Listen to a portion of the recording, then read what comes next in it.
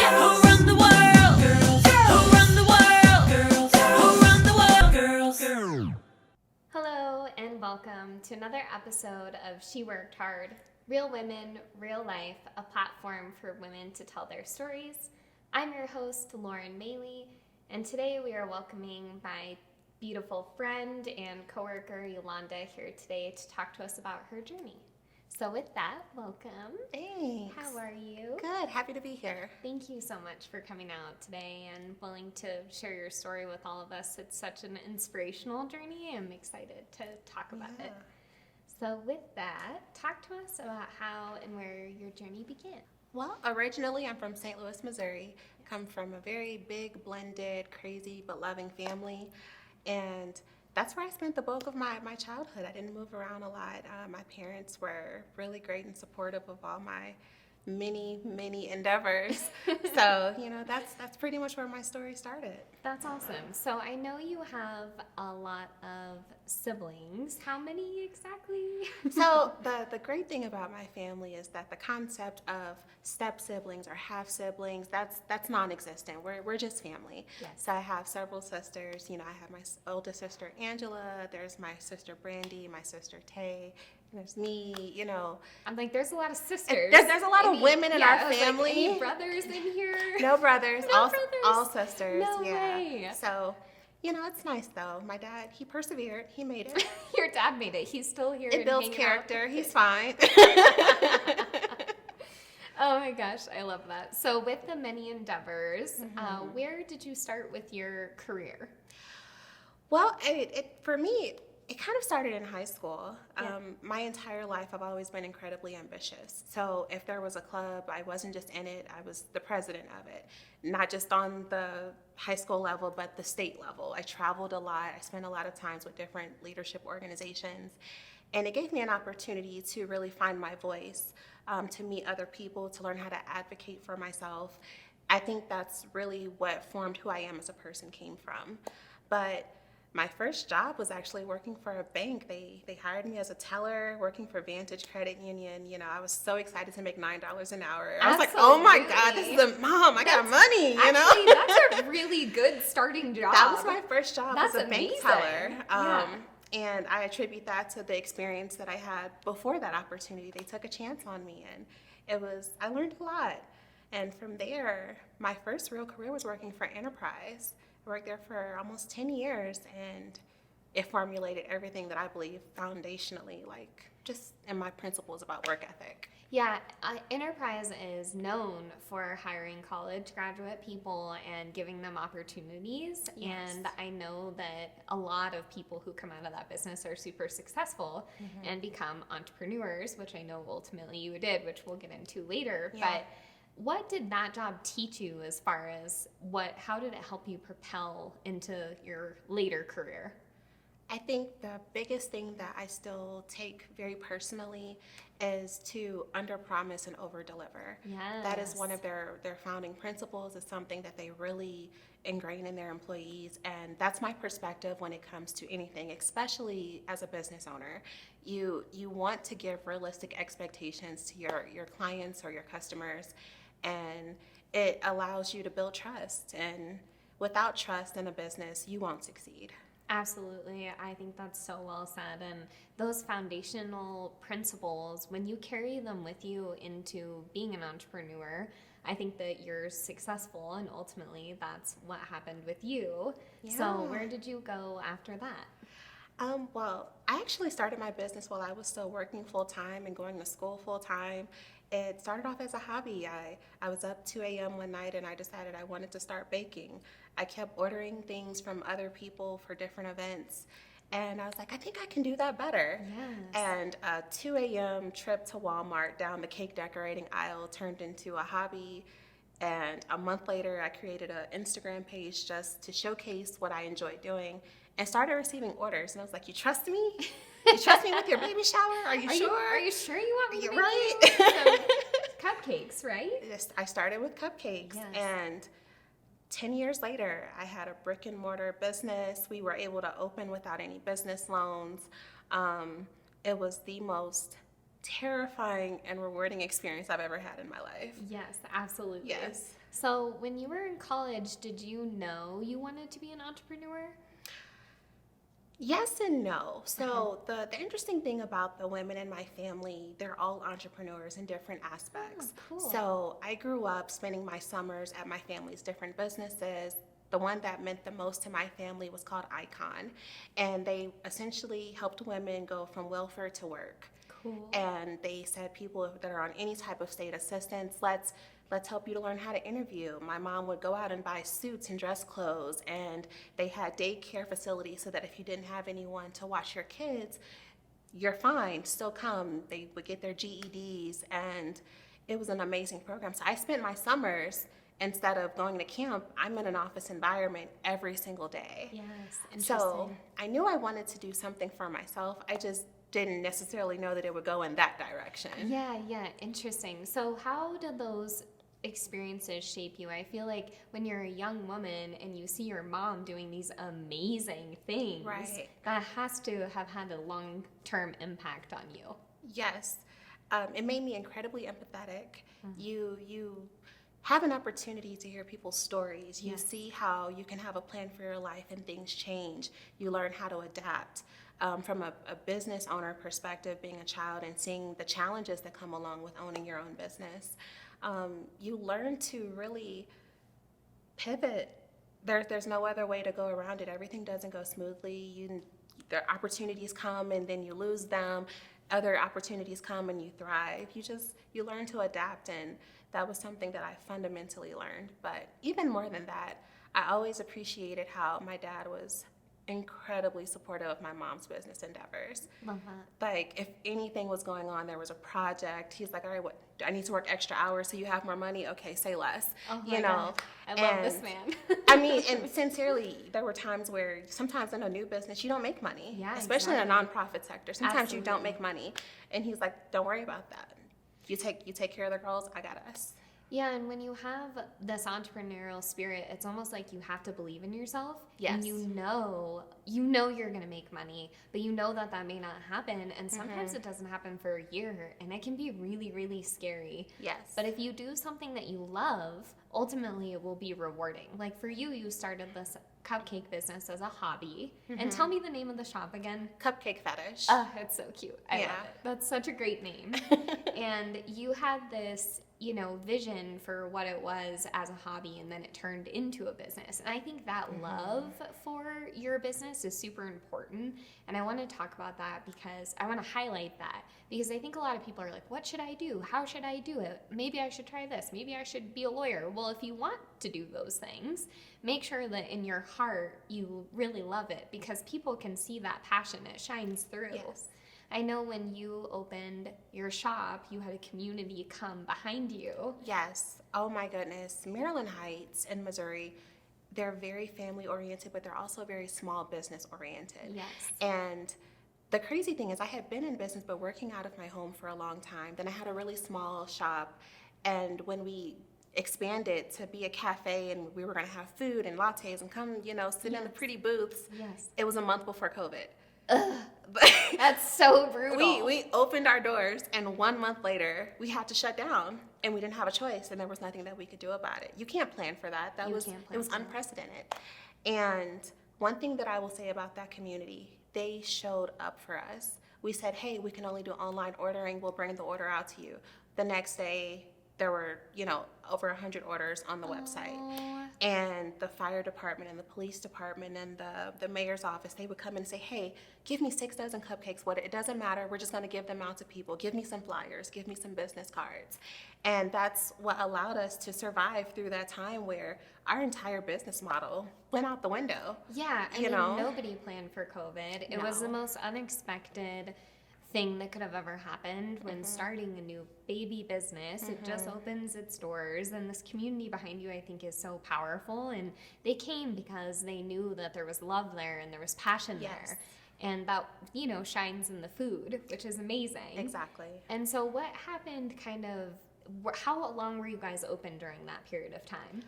We stayed open for an additional 2 years before I ended up selling the business. That's And I'm grateful that I had that opportunity. I Yes. learned so much, but I think I got to a point where I did lose my joy in it. Yes. And it's hard. That the interesting thing about owning a business is that obviously you can't do everything yourself.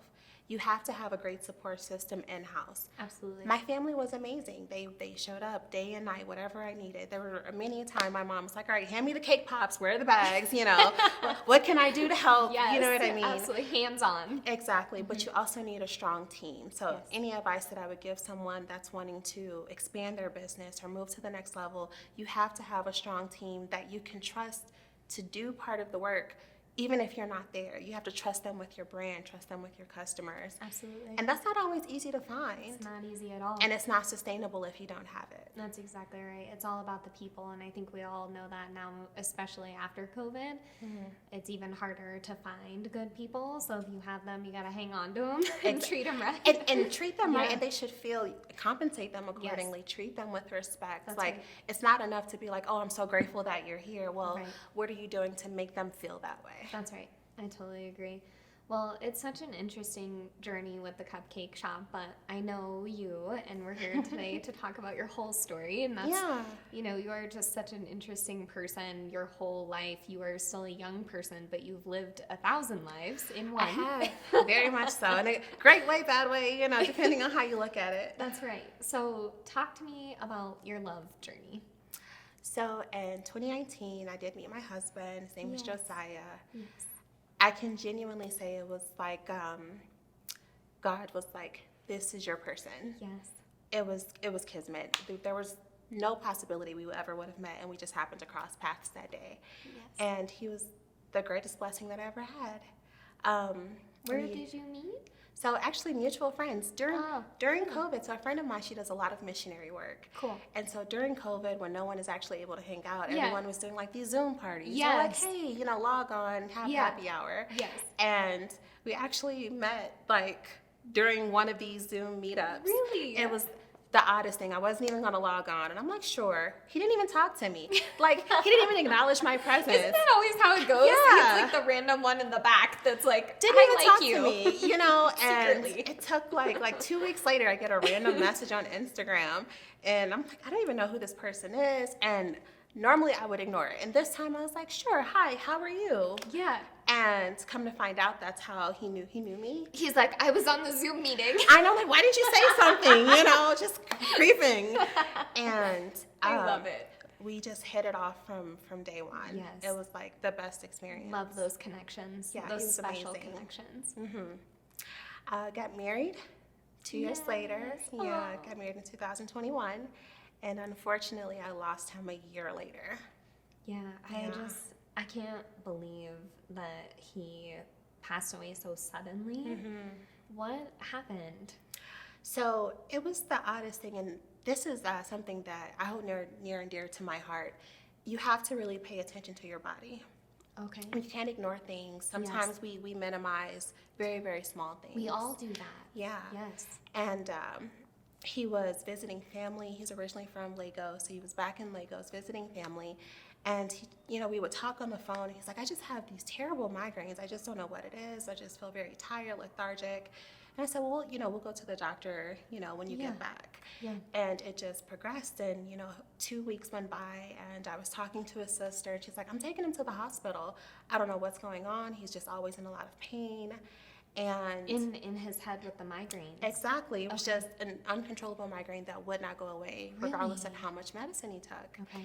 And he was in the hospital for 3 weeks.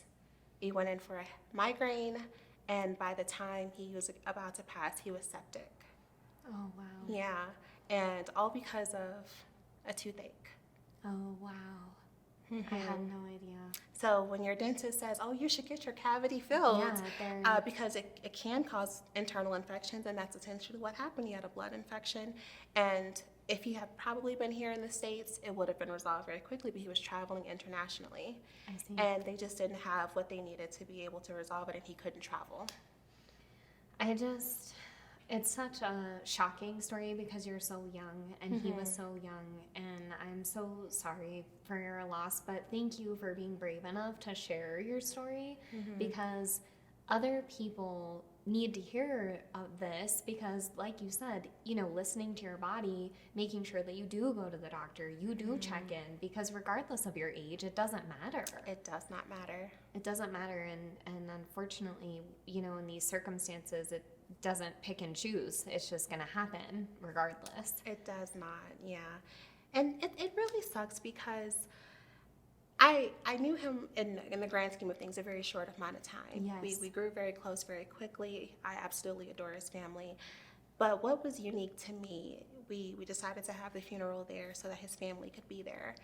And I'm hearing all of these stories that I had never heard before. Oh, I didn't know like that. stories from when he was growing up and he lived there, all of these things. And I'm hearing about, I'll tell you what, my car died on me. He went and bought me a car, because, or my father, passed and we had to drive 8 hours to go there. And he went all the way there with me and back. And I found that to be beautiful because, when you love a person, you see all of their good sides. You see all the rainbows and sunshine, That's right. especially new in a marriage. Absolutely. And it was a very beautiful experience to me for people who had known him for a lifetime. Absolutely. And they felt the exact same way that I had always felt. Yeah, so this man that you married, here you are just being verified that he was the greatest man. And that was not Legitimately. some kind of newlywed love cloud that was following you around. Exactly. You found an amazing human that was probably too good for this earth, and that is a hard path. But the fact that you guys got to spend the time that you did together, I think is super beautiful. Very much Because so. it's some kind of soulmate bond, and I can feel that. I can just feel the energy when you talk about him. It's like something really powerful.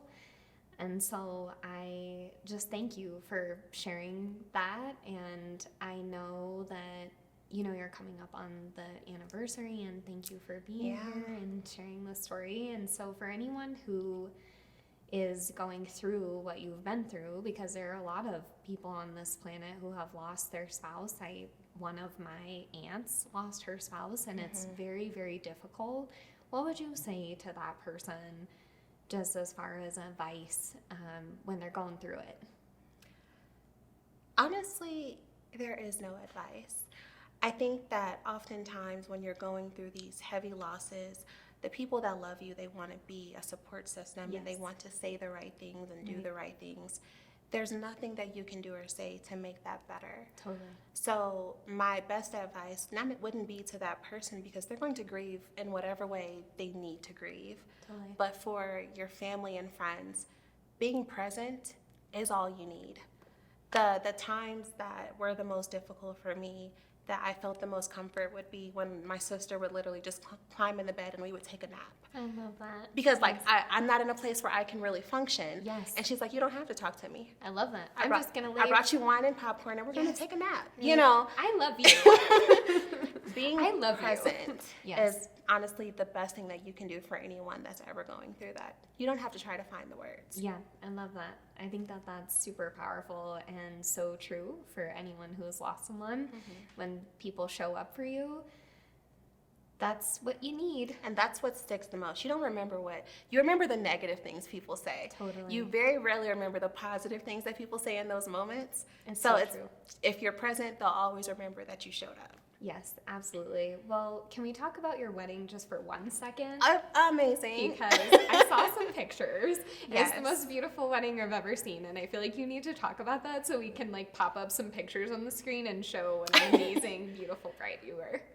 It was a typical over-the-top Nigerian wedding in all the best ways. So awesome. 3 dress changes, flowers everywhere, or Three. past orders. 3 dresses. Is that normal?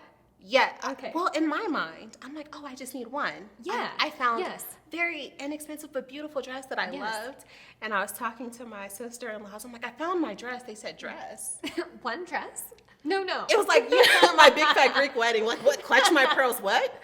And I said, yes, I have one dress. And they said, oh, Yeah. no. No. That's no. Yeah. Like, this is your That's day.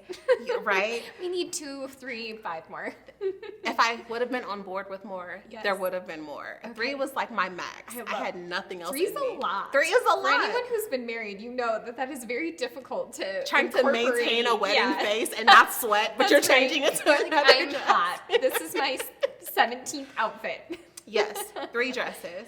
But what was so great about that wedding is we did it internationally. Yes. I didn't plan anything. That is so nice. I How did- did that work? He did everything. Him and his family, they did everything. I chose the colors and I chose our wedding cake because obviously I was particular about the cake. Of course. I was very picky about the cake. Of course. And he did everything else. So literally, I showed up that day not knowing. I started to like, can I trust you? I don't know. What is this gonna look like? You know? And I walked in, and it was like a garden. It was the most beautiful thing I had ever seen, and it just meant so much more. He looks, he's like, "Are you happy?" Like right before we're starting to do vows. Are you happy? I'm so happy. Thank you. You know. Oh, I love that. Yeah. I love that. It's just another kind of nod to him that he really was like paying attention and really on top of it. He really knew me. Yeah, he knew you. Of course he did. I love that. Well, thanks for talking about your beautiful wedding because we had to get some pictures up on the screen of that. Tell me about the worst job you've ever had. Have you ever had a bad job in your life? I mean, so I won't say that the company was bad. It wasn't the company. Okay, we won't talk bad about the company. We won't badmouth the company. I learned a lot in that experience. Yes. But I think that sometimes you have to take a step back in your career in order to move forward. And in this particular instance, I was taking a step back because I wanted to go to school. So I couldn't maintain what I was doing career-wise. So I was working just as a good old humble cashier, you know.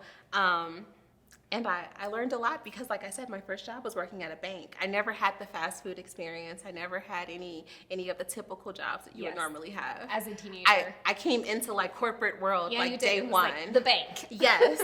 And so, you know, taking something that was less time demanding on me allowed me to learn some new skills. Okay. Well, we won't talk badly about the job then. We won't, you know. Okay.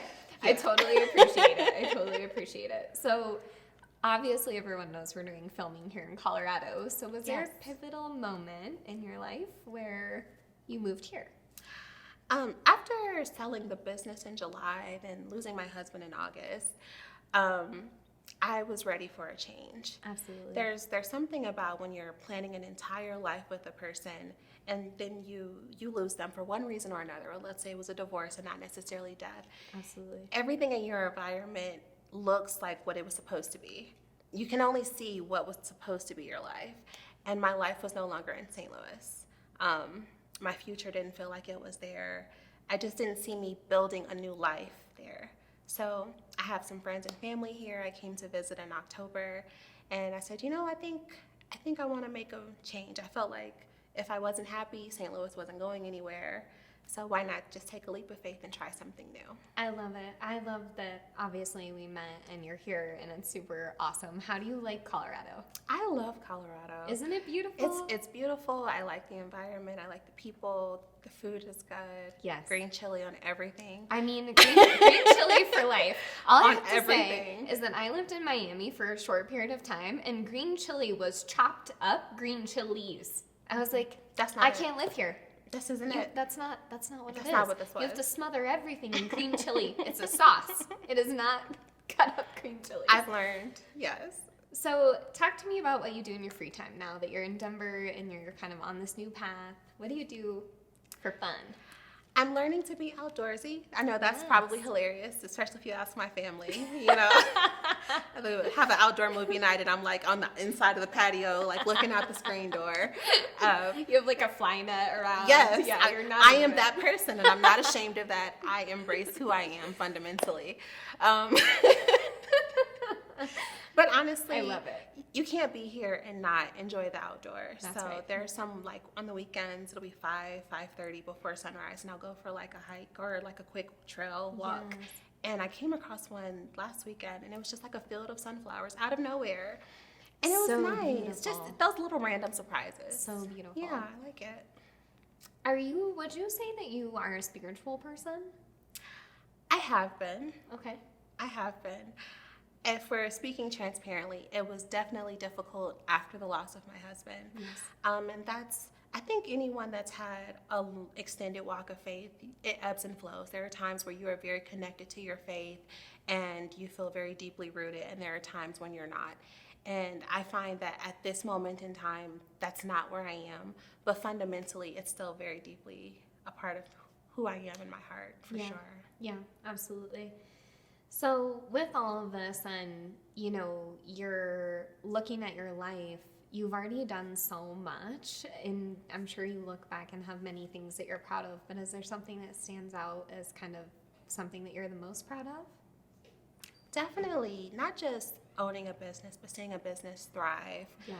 Going through a challenge like COVID, and then still being able to sell a business and not just close, but Totally. I created something that was profitable that someone else wanted. And I think that so far, that is the thing that I'm the most proud of. It's super impressive that you were able to sell your business, especially starting it during COVID. I mean, most businesses fail within the first, they say, 5 years. Yeah. And here you are, I'm going to start a business in COVID, and then I'm going to sell it a couple of years later for Right. profit. Yeah. And that is a huge accomplishment. I mean, it's something that a lot of people don't do in their entire lifetime. Right. And here you are just starting a new life here in Colorado, and I'm just super excited to see where you end up, because I know it won't be here as much as I want it to be. I don't think We don't know. I don't think that's the end all be all. We don't know. We don't know. We don't Yeah. know. So with that, what would you say to your younger self, like looking at sweet baby Yolanda running around? What would you say to that wild child? Oh, she was bad. She was so bad. She was bad. What would you say to She her? was so spoiled. She was so spoiled. Stay spoiled. Keep your Yes. standards high. No. Absolutely. That's what you should say to her. Are you kidding me? That's amazing. Stay spoiled. Is it because you're the youngest? Are Yes. you the youngest? I am Yes. the youngest. The youngest is always spoiled. I'm the oldest. I'm offended. Let's not. I'm offended. I'm just saying. Got to take care of all of these small kids. We are honestly the light of the family. Let's be That's honest. true. That I will give We you bring the that. joy. You do bring the joy and all the problems. You love us. We do. We do love you. What would I tell my younger self? That's a hard one, right? Yeah, it is. Because I was already an ambitious kid. Yes. But I had a habit of like chasing love, right? So if anything, I would say follow your heart, but with your own ambitions in mind. Love that. You know, it's Yeah. very easy, especially like women in general. That's Women why in you have books general. like Lean In, you Yes, know. exactly. It's very easy to sidetrack the things that you envision for yourself, the things that you want to accomplish Yes. for the pursuit of something else. And to a certain extent, it's realistic too. You have to choose. We don't get to have both. You have to decide during your fundamental years, do you want to pursue your career? Do you want to start a family? And I would beg to say that I think as long as you're pursuing something that you're passionate about with your vision of what you want for your life, you'll be happy. I agree with you, and part of the reason that we're doing a show called She Worked Hard is because I hate that women have to make that choice. And I don't want to live in a world where women have to choose between their career and a family, but that's the world that we live in. And it's really unfortunate, but I'm really glad that you said that, because a lot of women choose family a lot because what kind of choice is that, work or family?